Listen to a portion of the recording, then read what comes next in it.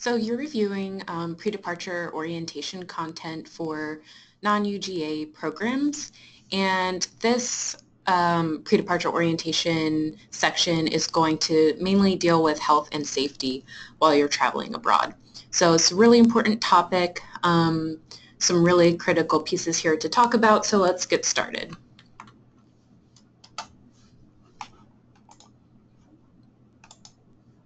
So just to give you an overview of the things that we'll talk about, first we'll go over some pre-departure precautions to take.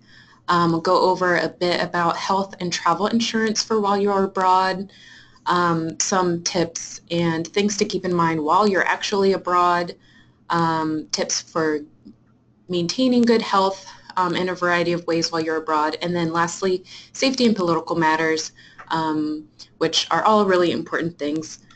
So we'll just get started. So these are some of the greatest dangers for U.S. students traveling overseas. Another thing that isn't listed here that's really common in locations that are sort of on the coast, Costa Rica is really popular for this, is drowning. So even though that's not listed here, do keep in mind that if you're in an area where you're planning to go swimming or surfing or any type of water activity, that drowning is a huge danger for U.S. students. If you're not familiar with that location's currents or riptides or anything like that, even things that are in the water, it's just really best to not put yourself in danger through that type of activity. So just be careful. But mainly in all locations, traffic accidents are a huge thing to worry about for students. You want to make sure that you're familiar with the culture in terms of the traffic patterns. Here in the United States, the law is such that usually pedestrians have the right of way, and while that may be a shared law where your location will be, sometimes the culture is still that that's not really the case and that drivers will just keep on going. So just be really vigilant wherever you are if you're crossing the street, and just pay attention to traffic patterns and just the general way that folks are driving or walking or even riding bicycles. Another thing is petty crime. Students tend to have really valuable materials on them, cell phones, really nice high-tech smartphones or cameras, things like that. And so when those are easily visible, or if you're carrying bags that may convey that that type of equipment could be in there, you set yourself up for being a victim of petty crime. So just be careful wherever you are. When there's lots of people around, try to keep your personal belongings very tight to yourself. Illness, of course, is another thing, foodborne illnesses and just general traveling. If you're in an airplane for a long time, sometimes the change in atmosphere and just the air that's shared through everyone on that plane can make people sick, change in time zones. So just be prepared in case you have a cold on the first few days that you're there. That's totally normal. Reckless behavior, which is usually associated with overconfidence. So we'll talk a little bit more about this. So some things that you can do to take precaution.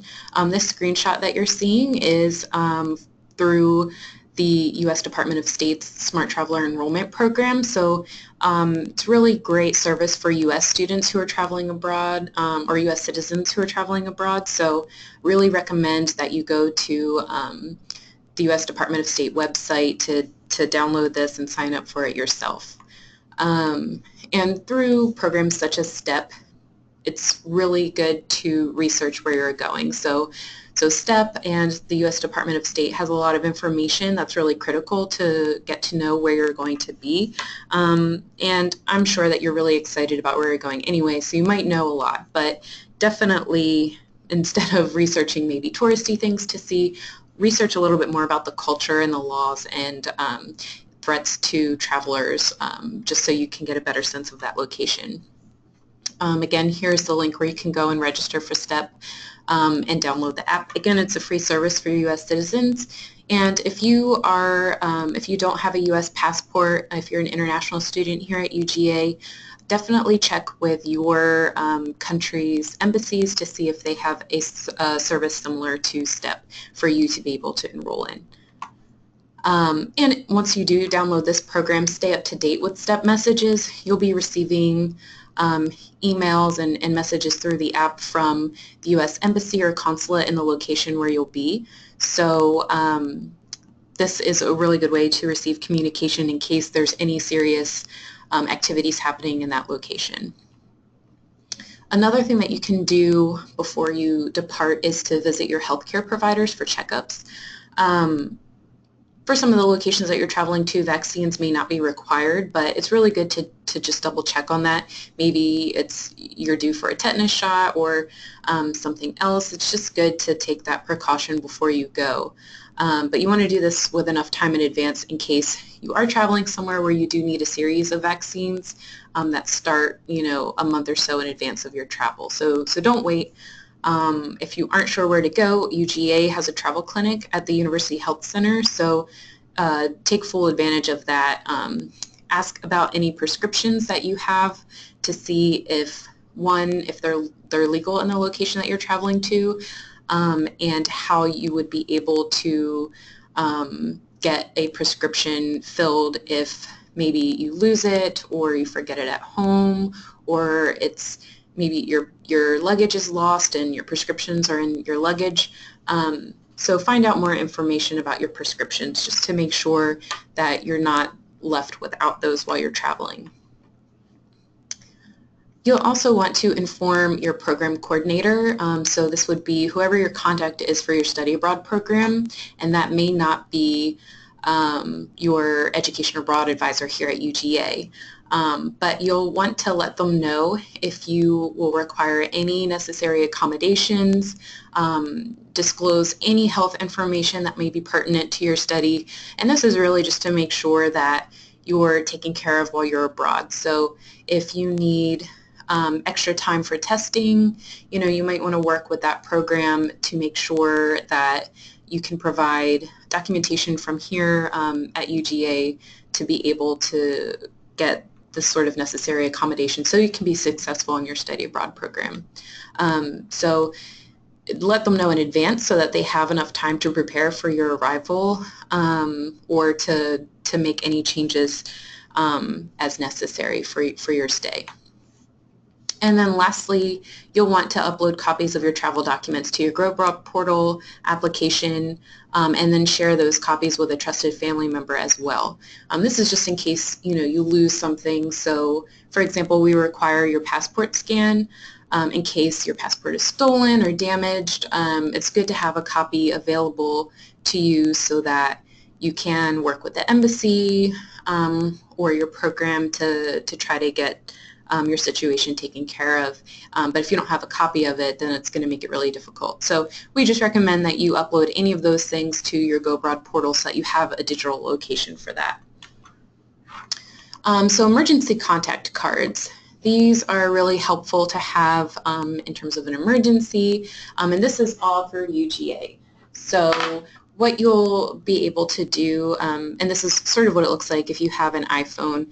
So if you have a Droid, the screen might look a little bit different, but what you'll want to do is text UGA EA to 444-999, and you'll be prompted to download this contact card, and you want to save it. It's going to save into your contacts within your phone, so it's easy to access. You don't need the internet or anything to do that.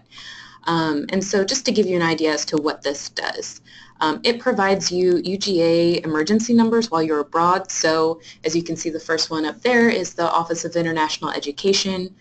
You can call us anytime. The office is only open during regular business hours, 8 to 5 Eastern Time. But if it's outside of those hours while you're abroad, you can always contact UGA Police 24/7, and so that number is there as well. If you need to email us, the email account is listed there as well as a link to the Go Abroad portal. accessing our online incident report, which I'll talk a little bit about in a minute. And then you can't see this on the screen, but below this contact information, there's also a list of 5 steps for what you can do in an emergency. So recommendations and things like that in case you find yourself in this type of situation. So health and travel insurance. If you're traveling on a program that's outside of UGA, you are required to enroll into UGA Study Abroad Insurance Policy, and this policy is through CISI. So if you're leaving on a summer or fall program, the deadline for this is April 30th. And if you're leaving for a spring program, that deadline will be November 30th. So if if those dates have already passed for your program and you have yet to do this, you'll need to reach out to your Education Abroad advisor as soon as possible to make sure that you can get this done. And instructions should be provided in your Go Abroad portal application, but just reach out to us if you need additional help with that. Now, for some students on outside programs, you may already have insurance covered in the cost of your program. So if you're in that situation and you don't want to purchase this additional insurance because the insurance that you already have through your study abroad program meets or exceeds our policy with CISI, you can request a waiver from purchasing this additional insurance. So email your Education Abroad advisor as soon as possible if you feel that you would like to request a waiver, but just know that this is not, you being waived from this requirement is not a guarantee. But make sure that you do this well in advance. It takes us about 1 to 2 weeks to review the waivers and make that decision. And if your request is denied, you will still be required to enroll into the health and travel insurance through CISI. If you have personal insurance, maybe through your family or other relatives, this does not cover you for studying abroad. You will still have to enroll into the CISI, so you can't use your personal insurance to waive this requirement.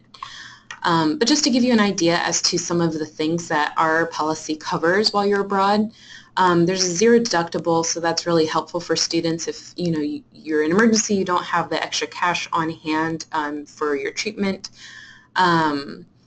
One tidbit to mention to your folks is that there's a $10,000 emergency medical reunion benefit. So if you're injured and you're in the hospital and you want a family member to come to your bedside, your insurance will cover that trip for your family to reunite with you. So that's definitely a huge bonus there. There's also trip delay, program refund within 30 days for emergencies, a couple other little things like return ticket, lost checked baggage, but then there's some big ones too. So emergency medical evacuation, 100% covered. Security evacuation, this one is covered 100% as well, up to $100,000 per person, which should exceed what would be necessary in that situation. So in terms of maybe a terrorism or some other type of security emergency overseas where you are, if you need to be immediately brought back to the United States or sent to an area country that's safe, then that evacuation would be covered. Accidental death and dismemberment, this is, we're talking worst case scenario type of things here. You're covered through that repatriation and return of your mortal remains, 100% covered. So these are huge expenses, probably more so than what you may realize, and so to have this coverage is going to be really helpful in the event that any of these emergencies occur. Not likely, but it's always best to be prepared. So this insurance is anywhere from $1.28 to $1.31 per day, so you get a lot for the amount that you're paying for. Okay, so now we'll talk about some things that you can do to ensure your safety while you're abroad. So to plan ahead is really, really critical to mitigate a lot of the trouble that you may run into while you're abroad. So first things first, know your local emergency numbers. So here in the United States, we use 911 in any type of emergency, and that's how we get help. But often wherever you're traveling, there may be 3 separate numbers for an emergency. So maybe there's one number for the ambulance, one number for fire, and one for police. And so you'll do well to know what those numbers are in advance and put them into your phone as well so that you can be prepared. And you can find this information on your country's profile on travel.state.gov. So that's the Department of State's website. Lots of really good information there, so definitely encourage you to check that out if you haven't already. And you'll also want to know the nearest U.S. embassy or consulate to where you'll be, just so that if you need to get help from those bodies, you're able to know at least where to go. In general, just always tell people where you're going. If you're planning to travel on the weekend or whatever, do make sure someone knows where you're going to be at all times. And we really strongly encourage you to also let the Office of International Education know where you're going to be if you're not going to be in your main location. So you can do this by updating your travel itinerary in the Go Abroad portal. So you should see a link that says, you know, under your itinerary, maybe you're going to be in Paris, France here. You'll want to click Add a New Itinerary Record, and you're going to see this screen on the right. And you can easily put in the start and end dates for where you're going to be. Even if it's a day trip, please do this so that, say, you're just going into London for the day, but that's not where you're staying. Something happens in London, we can at least see that you're there. And you can add that location right in here. And if you change your mind maybe a little bit later, you're not actually going to go to London or Cannes, which is what this website says, that's totally fine. It's better to have that information just in case than to not have it at all and have you be in an affected area and have UGA not know that you're there to reach out. So definitely do that. You'll also want to reduce the risk while you're abroad. So there's a couple things that you'll want to keep in mind while you're traveling. First, leave everything valuable to you at home. One thing that I recommend, you know, if you have a piece of jewelry that's really meaningful to you, maybe it's been passed down some generations and it looks great with some outfits that you're planning to pack, just don't bring it at all. Don't risk the chance of you losing it or breaking it or having it get stolen. You know, it's just better to leave that at home. If it's not worth losing, then just don't bring it. You'll also want to avoid wearing flashy clothing and jewelry. You'll find that where most of you are going, a lot of people don't wear shirts or pants with big brand names or advertisements or anything like that. So you'll want to make sure that, you know, not to dress super conservatively, but just try to have clothing that might match the destination that you're going to so you don't stand out as an American, because that can increase the risk for you while you're traveling. Another thing, you know, don't be bringing pajamas that you're just going to wear to class. That's just really not done anywhere but the United States. So try to dress as you would if you live there full time. Again, try to blend in. As you're traveling, don't carry open bags. This just makes it easy for folks to come by and take things out of your bag or put things that you don't want in there. So don't make their jobs easier. They're really skilled if they're going to try to pickpocket you, but make sure that you don't make their jobs even easier by carrying open bags. At all times, pay attention to your surroundings. So if you are in an area where things look suspicious, don't be afraid to report it. And that's true if you're here or if you're studying abroad. Have more than one way to access money. I recommend separating the money that you have on you at all times, just in case you do run into a pickpocket and they steal your wallet out of your back pocket. Maybe you have a money belt or you have one of those neck pouches that you can store like your passport or other money, credit cards underneath your t-shirt. Put some cash in there in case someone steals your wallet. Well, then you still have cash available to you that is still safe. maybe have an emergency credit card, or something else that works more for your situation. At all times, you'll want to keep your address for where you'll be while you're studying abroad and emergency contacts with you, and insurance information, of course, at all times, just in case anything bad were to happen, you at least have a way to call for help. You'll want to protect confidence while you're abroad. So I know I mentioned a few slides back that one of the greatest dangers to U.S. students traveling abroad is overconfidence. And that really comes into play when students are really excited and they feel sort of invincible while they're studying abroad. You don't want to be too confident, but you also want, if you're in a situation where you're in an unfamiliar area, that you don't look like you don't have a clue as to what you're doing.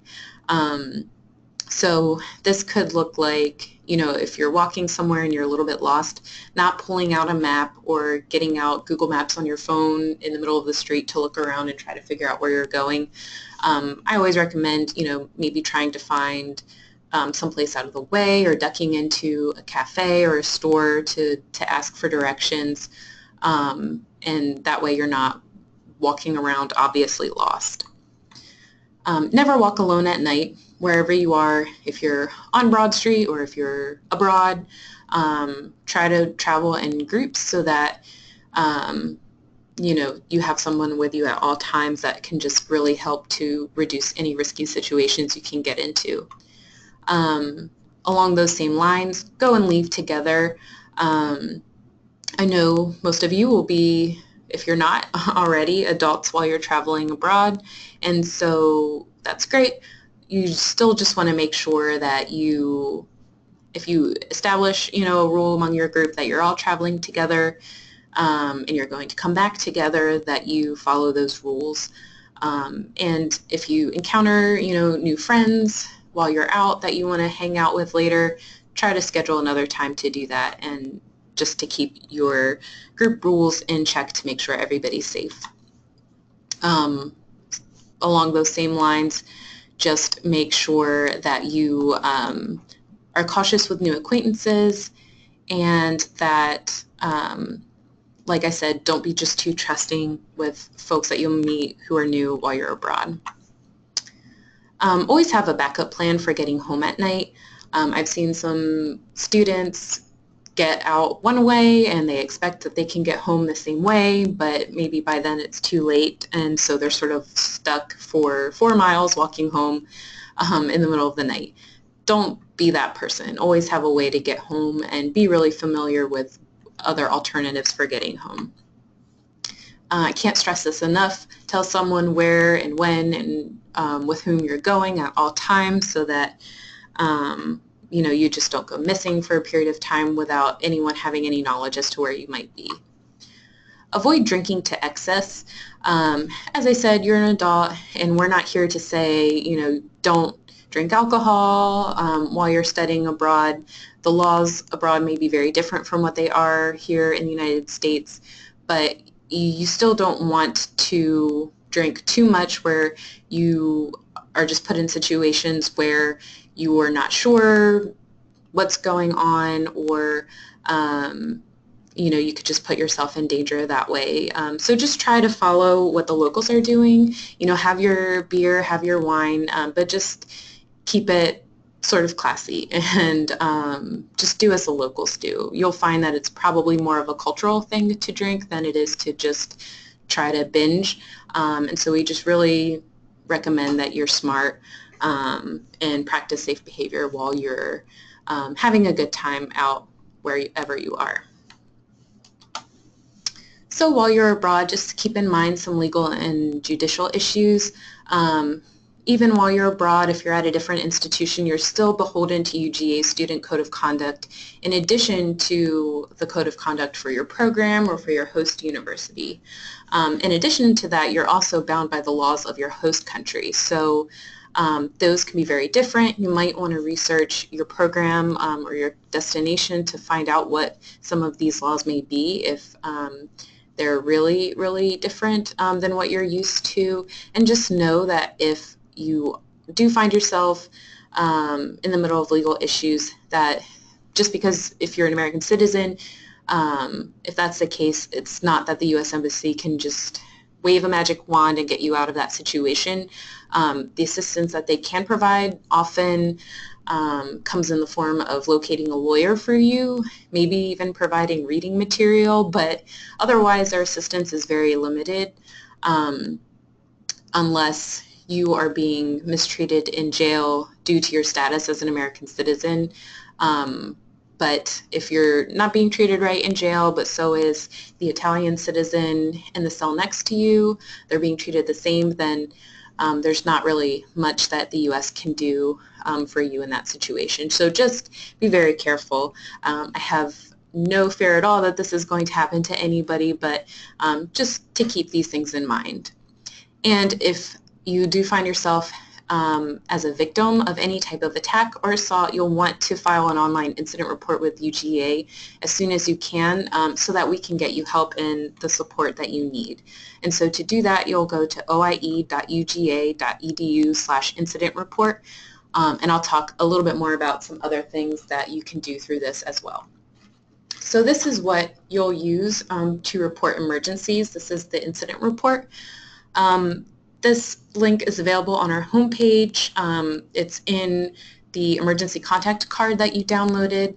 So you can share it with your friends, your family, share it with your program staff or faculty on your program, and ask them to use it for you if they need to report an injury or an illness, death of destruction of property, if you're arrested, if you're a victim of violence against women or assault, if there's a natural or political disaster, really anything. If you have an earache, if you have, if you lose your passport, if you think that it's something very, very small, it doesn't matter. It's best to just let OIE know so that we can help you if you need help. And you might be in a situation where you're not really sure what kind of help can come, or even if this is a situation that would warrant us to help you.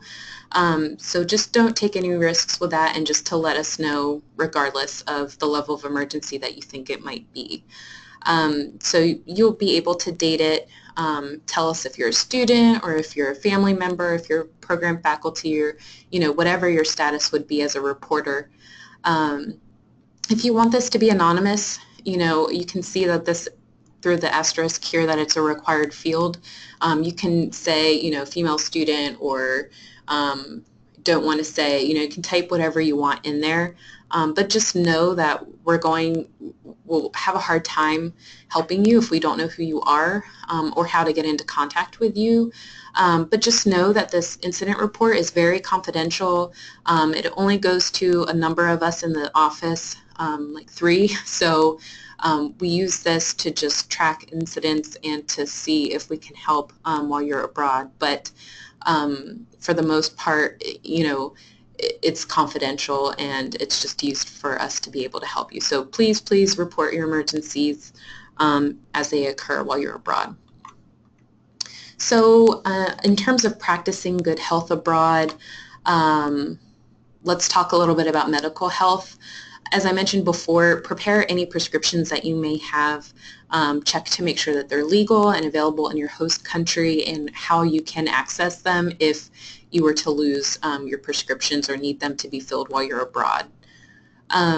Practice good food and water discipline. Don't drink the water in the shower. I don't know how common that is, but just be very careful with those things.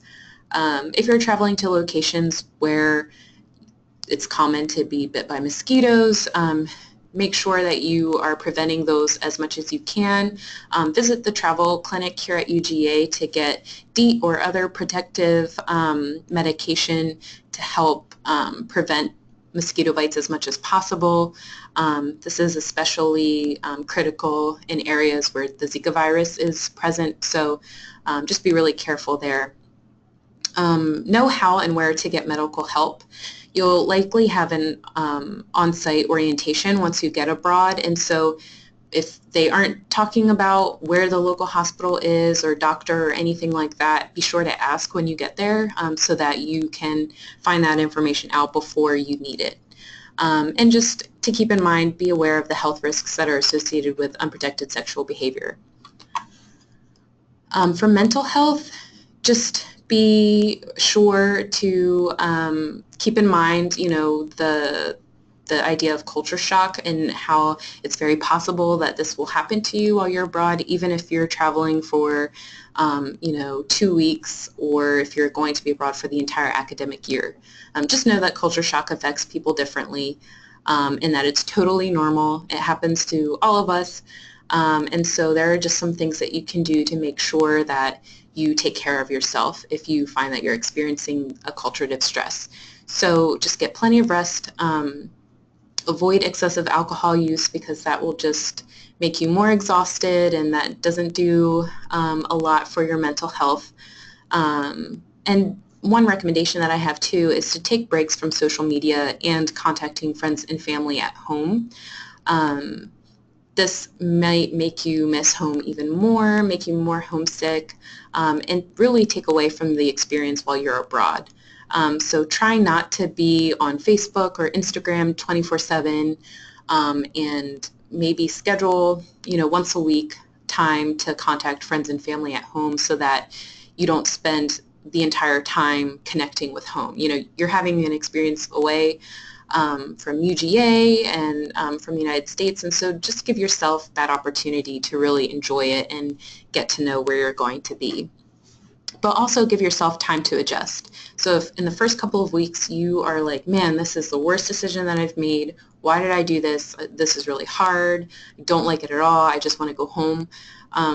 Be aware that those are all 100% signs of culture shock, and give yourself time to adjust. And you might find after a little bit of time that you are better able to understand what the changes are, or your routine will be while you're abroad, and then you might start enjoying yourself a little bit more, and you just don't want to close yourself off from that experience before you really get a chance to experience it. If this is prolonging, find someone to talk to. The program staff where you'll be will be used to talking with someone who's going through culture shock, but also reach out to UGA and to your Education Abroad advisor. We're here to help. We're not just here to get you abroad, we're here to help you through the whole process. So if you are really struggling, reach out to us and we'll do all that we can to help you. And in the meantime, stay involved while you're abroad. If you have a hobby that you really like here, maybe it's knitting or hiking or something, keep up with those hobbies and any interests that you have while you're abroad, or find something new that you can get involved in, so that you can find something to take your mind off of things. And again, just if you have any accommodations that are necessary, inform your program as soon as possible so that they can prepare for your arrival.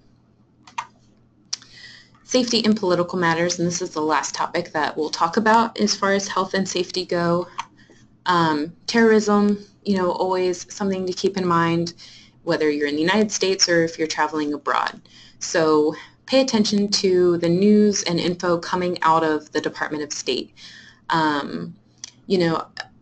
Sometimes, especially over the summer, the Department of State may issue a travel alert for Europe or any other locations.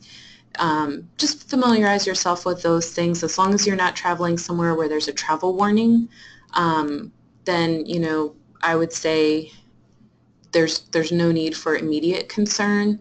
But just in the meantime, report anything that appears suspicious. Be situationally aware, and know where you are and how to call for help if you do find yourself in a terroristic event. And if, in case you're in an area where there might be bombing or shootings or anything like that, seek shelter and avoid crowded areas, and also avoid locations where there might be emergency responders. So I know that might be an instinct for many people, if they see an ambulance arriving, to think that's where I can go for help.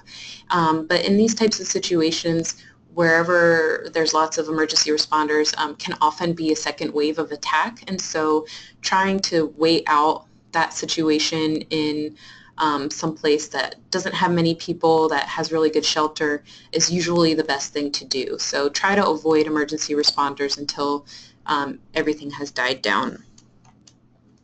Also, avoid political demonstrations and protests. These are really common all the time in many places overseas.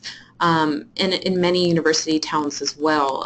Students are really actively involved and politically engaged, so this might be a common occurrence. And even in situations where it seems really peaceful, just in general avoid them because those types of events can get heated pretty quickly, and you just want to make sure that you don't put yourself in a position to be injured. And lastly, dealing with anti-American sentiment. Just be prepared for lots of questions about the United States government, maybe some recent news that's come out of Congress or from the president or anything like that, recent elections, things like that. You'll find that a lot of students, as I mentioned before, overseas are very politically engaged. They know a lot about the United States and our politics, so they will see you as a way to get a lot of information for the questions that they have. So just prepare yourself for that. And if it seems, very confrontational, or if it seems that the anti-American statements are just an attack on you, try not to take them personally. It's just that, here in the United States, talking about things like politics or religion or money can be pretty taboo, but they're very common dinner time conversations overseas. So folks are really used to talking about it, so they may not realize that you might be uncomfortable answering those types of questions or talking about those topics. So if you are really not interested in having those types of discussion, you can avoid it. It's totally okay to do that.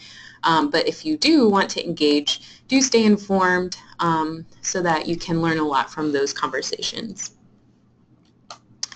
So that concludes everything that you'll need to know for health and safety. If you have any questions as you're preparing to go or while you're abroad, feel free to contact the Office of International Education at our phone number 706-542-2900.